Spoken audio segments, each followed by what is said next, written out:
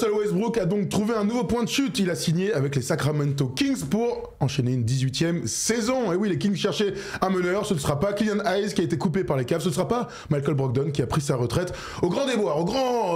C'est pas au grand déboire, au grand... Qu'est-ce qu'on dit déjà ? Désarroi. Au grand désarroi, tout à fait. Merci à Erwan. Au grand désarroi d'Erwan qui aimait bien l'idée de Michael Brogdon chez les Knicks. Mais aujourd'hui... Je préfère celle de Jordan Clarkson. Hein. Tout à fait. Mais aujourd'hui donc, nous allons parler de Russell Westbrook et donc des Sacramento Kings, puisque c'est la grosse nouvelle d'hier soir. Ça fait des semaines qu'ils se draguaient tous les deux mutuellement. Et finalement donc, c'est fait. Ils voulaient Jonathan Kuminga, ils l'ont pas eu. Ils voulaient Russell Westbrook. Finalement, ils signent juste avant le début de la saison NBA.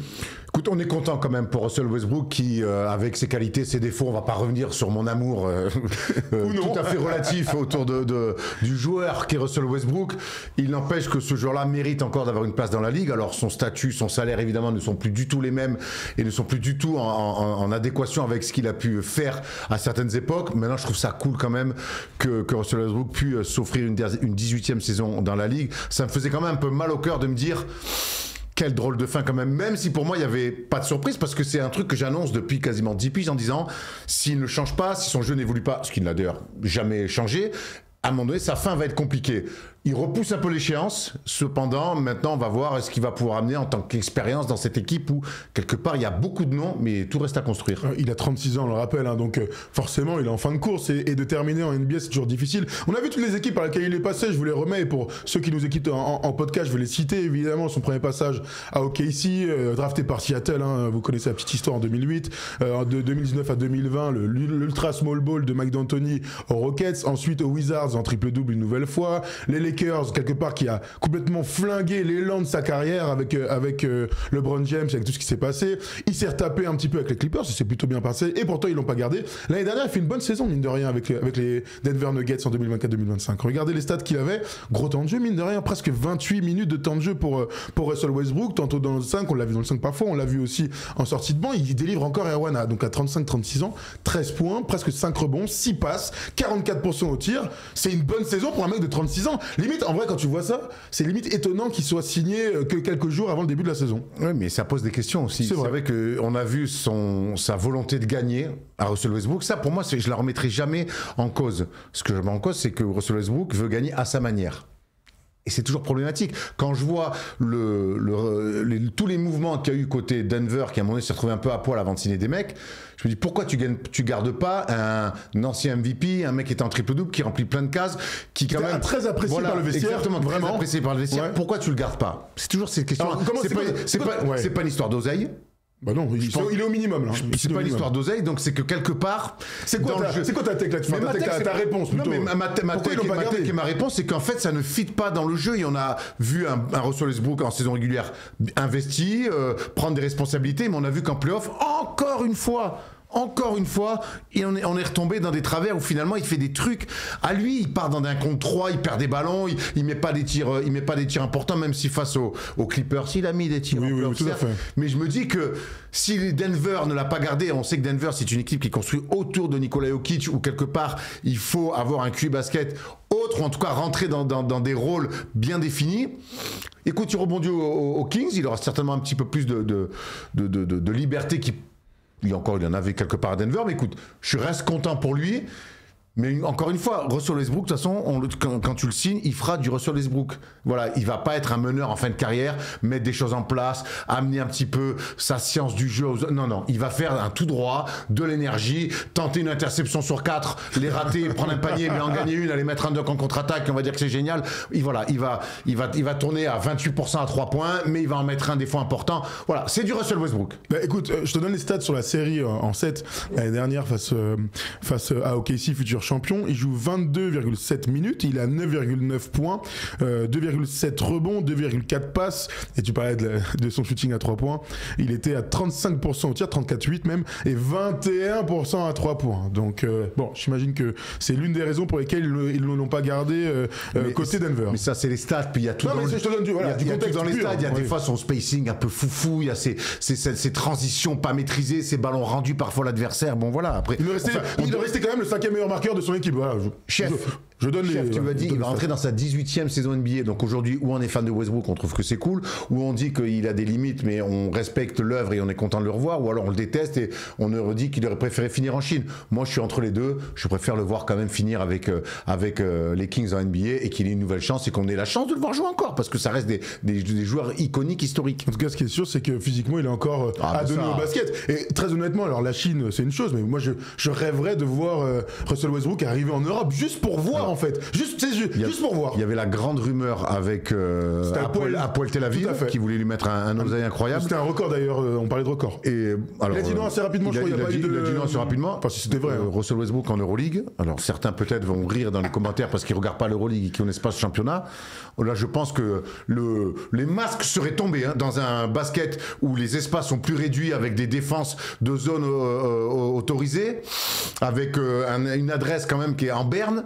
Compliqué. Vous avez vu peut-être passer dans les podcasts, les nombreux podcasts américains, Isaiah Thomas, pas celui de Détroit évidemment, celui de Boston entre autres, le tout petit, on lui posait la question, c'est qui le mec le plus difficile sur lequel tu as défendu en NBA, ton adversaire le plus coriace et tout. Donc il a cité beaucoup de gens, tu vois, il y avait Curry, il y avait Kyrie, et il disait que c'était Russell Westbrook parce qu'il était plus grand, plus costaud et qu'en fait il avait aucune chance sur lui. Non mais voilà, je vous donne. Je n'ai pas dit que ça changeait quelque chose. Le gars, il a fait 5 saisons triple-double. C'est un futur Hall of Famer, joueur iconique. Attends, on a le droit d'avoir des préférences de tout type de joueur, voilà, c'est tout. Il n'y a pas de débat. On n'est pas là de toute façon pour débattre de la legacy de Russell Westbrook. Aujourd'hui, on célèbre le fait qu'il s'offre une 18e saison NBA, tant mieux. Tout à fait. Avant de passer à la preview des Kings, on va un petit peu parler de cette équipe qui vraiment, j'ai hâte d'être positif sur l'autre équipe californienne, l'une des autres. Avant ça, le rendez-vous est pris, vous l'avez vu sur les différents réseaux sociaux, mais demain, c'est la première d'Offense, donc sur notre chaîne secondaire côté First Team, c'est la grande première. On parle des meilleurs sportifs de tous les temps. On vous donne le rendez-vous donc sur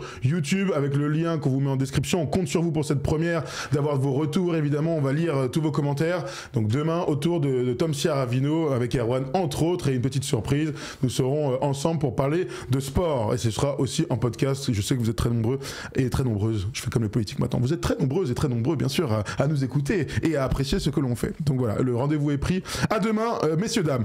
Parlons donc des Kings. L'année dernière, ils se font sortir par Dallas en play-in. 3 saisons consécutives à 40 victoires au plus. Ils finissent à 40-42 la saison passée. Ils sont dans le ventre mou de la NBA, 7e attaque, 22e défense. Bien sûr, ce qui s'est passé de majeur, c'est le départ de De'Aaron Fox, leur star depuis plusieurs saisons. L'arrivée de Zach LaVine pour refaire le duo qui a si bien marché à Chicago avec DeRozan. Alors oui, avant c'était avec Vucevic, maintenant que c'est avec Sabonis, c'est kiff Mourico. Erwan, cette équipe de toute façon, cette franchise qui nous a régalé, c'était il y a 2-3 ans sous Mike Brown, Light de Beam, il y avait une hype exceptionnelle. J'ai l'impression que ils ont chuté, en fait, que c'est comme si ça n'avait pas existé. Tu vois ce que je veux dire? Ce moment Light 2000 là, c'était une parenthèse enchantée qu'on a déjà oublié. Ce qui est sûr, c'est c'est qu'ils n'ont pas su capitaliser là-dessus. Et on sait que c'est le plus dur de toute façon.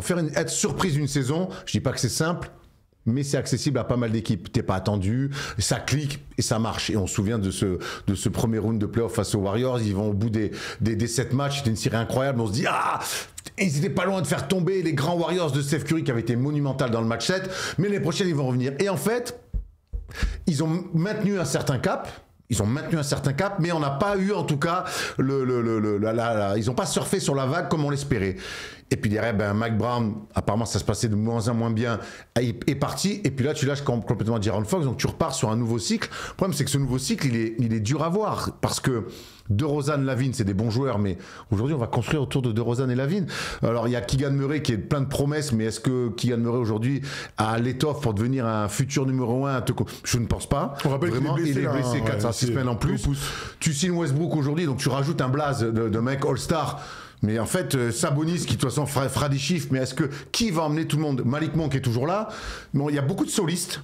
Mais ça fait pas un orchestre pour l'instant, pas un bon en tout cas. Alors Doug Christie, qui est un coach qui avait montré des belles choses l'année dernière dans une saison où tu as raison, De'Aaron Fox se barre, il prend la suite de Mike Brown. Il a quelques résultats, il enchaîne une série de victoires en janvier.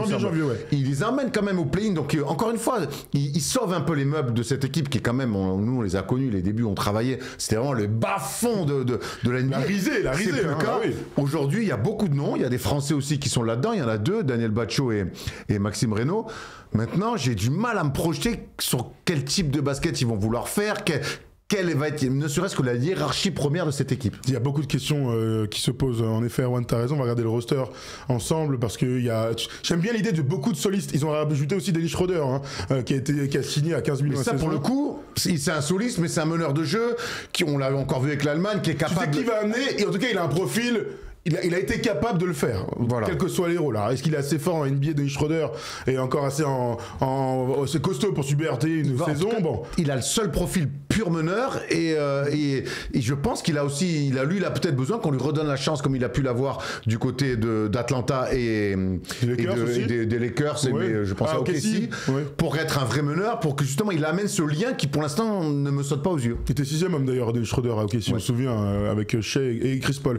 Donc le 5 majeur, on devrait aller là-dessus, malgré la blessure de Keegan Murray, Dennis Schroeder, Zach LaVine, DeMar DeRozan et Domantas Sabonis. Hier, en pré-saison, jouaient les Kings, et c'est Darius Saric qui était dans le trade pour Valanciunas qui occupait le poste 4. Russell Westbrook, donc Devin Carter, Isaiah Steven, Malik Monk aussi, qui est l'un un super joueur qu'on a adoré l'année dernière, même en jouant meneur de jeu, parce qu'ils avaient 0 de meneur de jeu après le départ de Jaren Fox. Keon Ellis, qu'on a vu être pas mal. Nick Clifford, qui est leur premier tour de draft de cette année, en qui ils croient énormément. Jekun Plodwen, c'est un mec généré évidemment, un PNG. Darius Saric, Doug McDermott est là, Isaac Jones, Maxime Reynaud le français, on en dira un mot tout à l'heure, et Drew Eubanks. Où est-ce qu'on va, Erwan, avec une élection comme ça? Alors je l'ai pas dit, mais quand c'est très bien passé il y a 2-3 ans, Monte McNair, le GM, avait été mis en avant, Mike Brown avait été mis en avant avec en reportant le coach de l'année. Les deux ne sont plus là. C'est Scott Perry, un ancien des Kings, mais aussi un ancien des Knicks, qui est arrivé cet été pour devenir general manager. Où est-ce qu'on va avec ça, Erwan? En fait, c'est en play-in. Basta quoi. C'est toute la question. Je pense qu'il faut repartir sur un projet assez cohérent, mais c'est très dur de trouver de la cohérence là-dessus. Je te dis, LaVine, DeRozan, c'est deux joueurs. On sait les minima de ces joueurs-là. Ils vont scorer, ils sont capables de faire plein de choses. C'est des papas, ils savent gagner des matchs sur une saison régulière. Il y a pas de problème. Super défenseur aussi. Mais où tu vas avec ça dans une conférence Ouest? T'as raison quand même. Où c'est encore une fois ça va être la guerre de tranchées. Donc oui, t'as raison. Pour moi, objectif play-in. Mais encore une fois, tu fais play-in, t'arrives cet été, tu fais quoi? Tu repars. En fait, c'est ça qui est compliqué, c'est qu'aujourd'hui, ils sont dans la pire situation à NBA, et on le dit souvent, c'est l'entre-deux. T'es pas dans une totale reconstruction, t'es pas non plus dans une ambition de dire on va être top 4 de la ligue. Donc en fait, t'es dans cet entre-deux-là qui fait de toi une équipe, ok, bon, il y a des joueurs, il y a on verra, mais on n'est pas spécialement excité par cette équipe d'équipe. Je regardais en même temps les futurs choix de draft, parce que c'est toujours intéressant. Ils ont les leurs, hein. Ils ont en 2026 leur premier choix de draft. Ils ont aussi en 2027, ils ont un des Spurs. Ils ont réussi à garder quand même, à ne pas tout envoyer bêtement et simplement.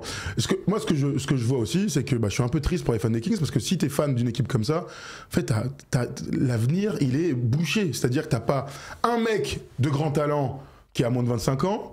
T'as pas un gars qui est là depuis longtemps sur lequel tu tiens un petit peu, comme c'était le cas avec Jaren Fox. J'aime beaucoup Domantas Sabonis, qui est All-Star, qui est meilleur rebondeur de la NBA.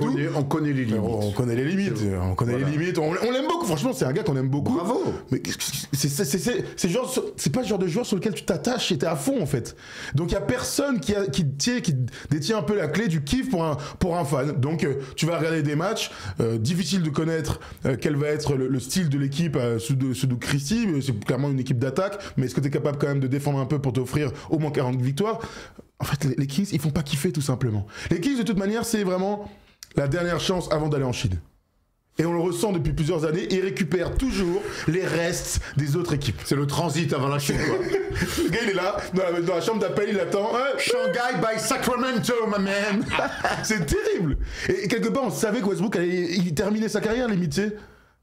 Parce que cette équipe a souvent eu des noms, et malheureusement, il n'y a jamais eu ce petit déclic là, sur les 20 dernières années, malheureusement. Regarde les arrivées, donc Russell Westbrook, Dennis Schroeder, Darius Saric, Drew Eubanks, donc pour le coup, il y a d'expérience. Nick Clifford, il doit s'appeler Dominique, c'est pour ça qu'il y a écrit Nick, comme ça, évidemment. Maxime Reynaud, Daniel Batcho, les deux Français, t'en as parlé. Daniel Batcho, on n'a pas eu de nouvelles, je ne sais pas s'il a été prolongé pour le moment, et donc l'arrivée de Scott Perry dans tout ça. Maxime Reynaud qui est essayé un petit peu sur un poste 4, 4 avec la blessure de aide-moi, on vient de le dire. Bon, de Keegan Murray. De Keegan Murray, donc à voir. Mais bon, c'est bien. En tout cas, sur la pré-saison, sur les 3-4 matchs, il a joué. Hier, on l'a vu encore une quinzaine de minutes. Il a fait 7 points, 4 points, 5 points. Écoute, voilà, il est là. Après, il a cette qualité. C'est un bon basketteur, donc il arrive toujours à être bien placé et à prendre ce qui lui revient. Ouais, de toute manière, pour les jeunes Français comme ça de talent, mais qui est référencé, mine de rien, en NBA aux États-Unis, en tout cas, après son passage à la fac, c'est d'arriver à résister au rythme des matchs,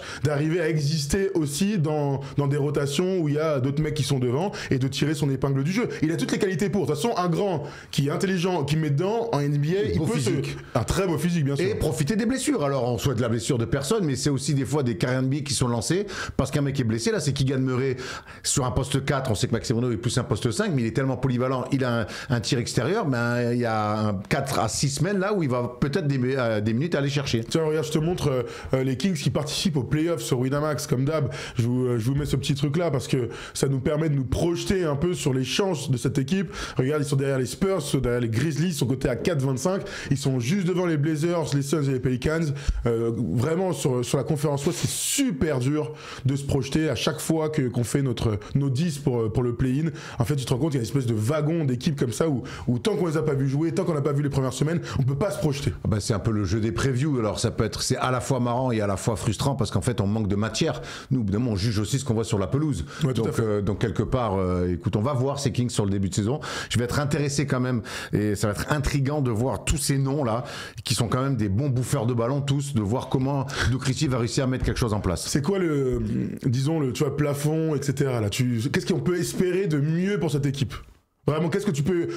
tout ça clique, qu'est-ce qu'on peut espérer? Si j'étais fan des Knicks, des Kings, pardon. Au vu de la concurrence de l'Ouest, pour moi, un play-in, c'est... Un play-in max, impossible de faire mieux. Okay. J'ai beaucoup de mal. Même en cliquant. Parce que si ça clique, ça va cliquer. Je vois pas... À moins que Schroeder vraiment amène, mais il est un peu trop seul dans ce registre-là. Et encore, c'est lui aussi, il a besoin d'avoir des ballons et de marquer. Il n'y a pas assez de mecs qui font du lien. Il n'y a pas de glue guy dans cette équipe-là. Donc rien de plus que le play-in, et admettons que ça se casse la gueule complet. Est-ce qu'on peut imaginer que ce soit portes ouvertes, bonjour, asseyez-vous, vous pouvez choisir qui vous voulez dans l'équipe, nous sommes disposés à monter des trades. Alors je pense que Keegan Murray peut-être intouchable, voilà, oui, seul, on va dire. Ça peut, sachant que la draft qui arrive, il y a quand même 2-3 potentiels assez gaillards. Il y a un mec comme AJ Dibonsa, si tu chopes le choix numéro 1, très vite là pour le coup tu l'as ton jeune sur qui tu peux reconstruire autour. On va souhaiter quand même à AJ d'aller ailleurs qu'à Sacramento, c'est pas du tout une destination qui me donne envie. Voilà. Non, mais en tout cas, c'est des profils qui ont l'air c'est des profils, entre autres, il y en a d'autres qui vont l'année prochaine, mais c'est des profils où, en fait, comme Cooper Flagg, lui, il tombait à Dallas pour le coup. Ça marche pas, mais c'est des profils où s'il était arrivé à Brooklyn, on aurait dit ok stop, on arrête tout les gars, on va construire autour de ce mec là. Voilà. Bon, très bien, on a fait le tour sur ces Kings. Le premier match de leur saison, c'est face aux Suns. Voilà, donc on pourra suivre les débuts de nos petits Frenchies là, Daniel Batcho s'il est conservé, et Maxime Renaud. Comme d'hab, dans les commentaires, vous nous dites ce que vous en pensez déjà pour l'arrivée de Russell Westbrook. Est-ce que vous êtes un peu hypé quant à sa 18e saison, et surtout ce que vous espérez de cette saison des Kings? Est-ce qu'ils peuvent se qualifier une nouvelle fois en play-off? Enfin, je dis une nouvelle fois, ils sont qualifiés une fois en play-off entre 2006 et maintenant. Une seule fois, ça fait pas beaucoup. Et quel tour de play-off. Beau tour de play-off, superbe saison, 48 victoires, 46 victoires, 40 victoires l'année dernière. Je leur souhaite d'inverser la truc, sinon c'est 34 l'année prochaine. Voilà, allez, on se quitte là-dessus et on se retrouve demain pour une petite vidéo autour des Golden State Warriors, et ce week-end, on va ouvrir le grand débat de Victor Wembanyama pour sa saison numéro 3. À demain aussi, bien sûr, les débuts d'offense. On compte sur vous.